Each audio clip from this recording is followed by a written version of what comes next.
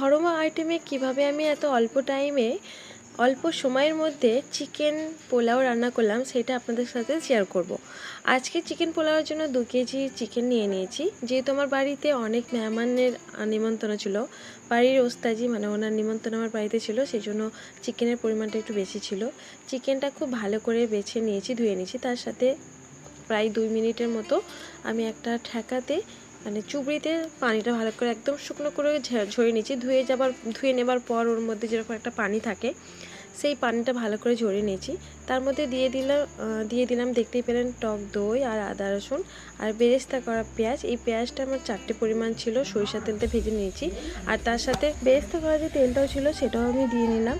তার সাথে পরিমাণ মতো লবণ দিয়েছি, হলুদ গুঁড়ো দিয়েছি, লঙ্কার গুঁড়ো দিয়ে নেব একদম স্বাদ মতো, পরিমাণ মতো। যদি কম পড়েন অবশ্যই আপনারা রান্না করার সময় দিতে পারবেন। আর তার সাথে আমি দিয়ে নিলাম জিরে গুঁড়ো।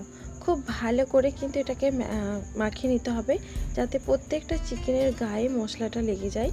দেখতে পাচ্ছেন আমি একটা হাতল দিয়ে করছি, তার থেকে আপনারা অবশ্যই হাত দিয়ে করবেন। হাত দিয়ে করলে পরে অনেক বেটার হবে। পরক্ষণে আমি খুব ভালো করে হাত দিয়ে এটাকে মাখিয়ে নিয়েছিলাম।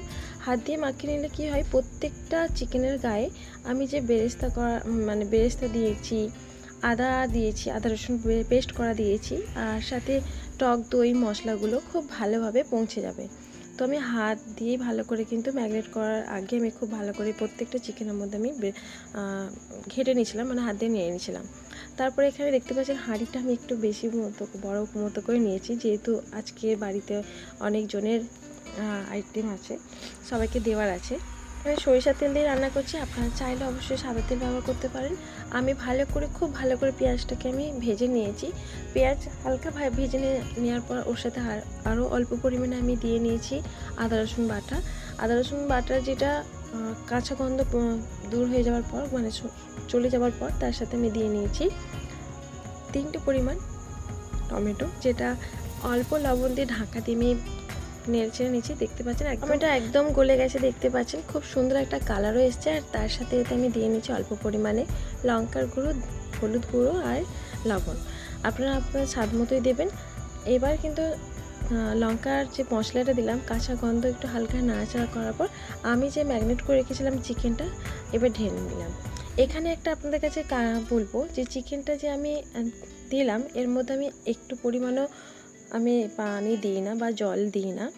এই যে চাপা দিয়ে আমি রান্নাটা করেছি, তার ফলে চিকেন থেকে মানে অটোমেটিক পানি বার হয়েছে, দেখতে পাচ্ছেন বার হয়েছে।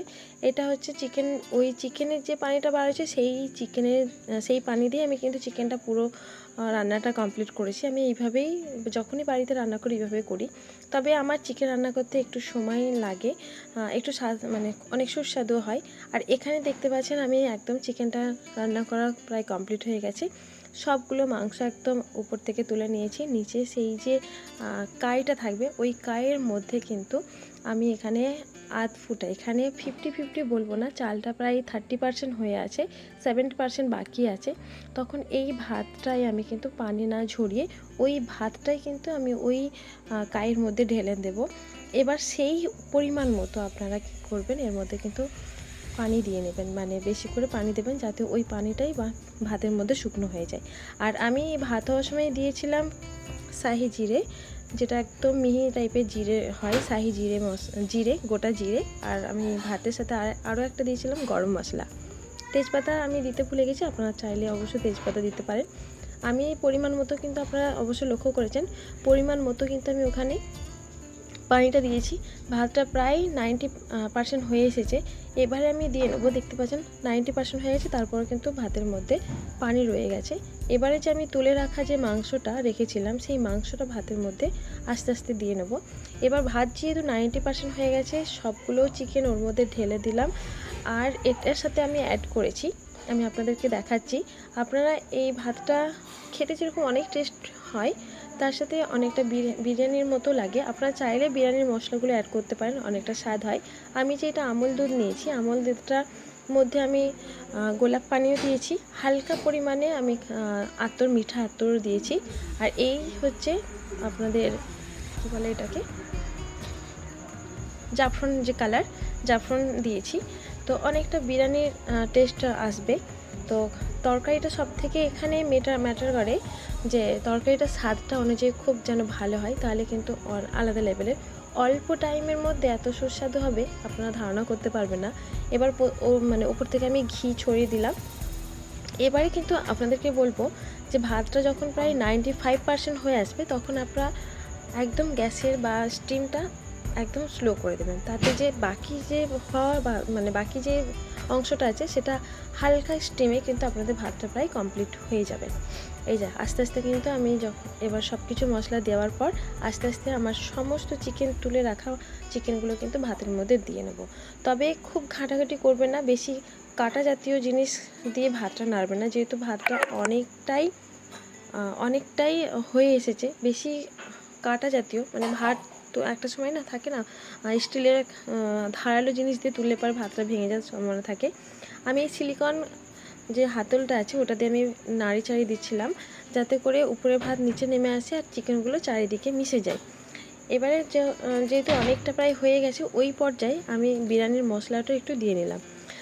তার সাথে আমি একটু গরম মশলাও অ্যাড করে নিচ্ছি, যেটা স্কিপ হয়ে গেছে। তারপরেও দেখতে পাচ্ছেন ভাতটার মধ্যে অল্প পরিমাণে পানি আছে। এটা আমি আরও 20 মিনিট একদম ধিমি আঁচে রেখেছিলাম।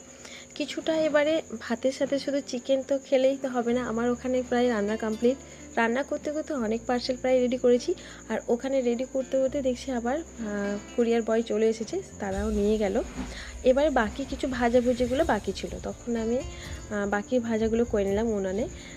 এই ভাতটা রান্না করেছি আমি তখনই উনানটা ধরিয়েছি, যেহেতু মানে গ্যাসটা ধরেছি আমি বারে বারে এসে পার্সেল করব আবার রান্না করব, তো সেই জন্য আমি পাই না। উনান হলে পারে মানে জ্বালানি যতক্ষণ ঠিল দিবে ততক্ষণ তো জ্বলতে থাকবে, কিন্তু গ্যাস কন্টিনিউ জ্বলতে থাকবে। এই কারণে আমি গ্যাসে ভাতটা করেছি। এবার যখন ভাজাভুজি ডিম ছিল, মাছ ছিল সাথে, ওটা আমি ভাবলাম তাহলে উনানে করি। পার্সেল নেওয়া দেখতে পেলেন, পার্সেল বয় মানে কুরিয়ার বয় নিয়ে চলে গেল, তারপরে আমি ধরে দিয়েছিলাম উনান। আর এখন আমাদের ইন্ডিয়াতেও চলছে এনার্জির লকডাউন। আমাদের অনেক দেশেই আছে গ্যাসের দাম যেহেতু অনেকটা বেশি বেড়ে গেছে, তার সাথে আবার গ্যাস পাওয়া যাচ্ছে না, তেলের দাম বেড়ে গেছে, তাই ভাবলাম এবারে কিন্তু উনুন ঘর এখন নতুন সব উনুন বানাচ্ছে আর উনুনে জ্বালাচ্ছে। বিশেষ করে গ্যাসের সিলিন্ডারের দামটা অনেকটা হাই। আমি উনুনটা ধরিয়ে নিয়েছি আর মাছ ভাজাটা কমপ্লিট করব এখানে।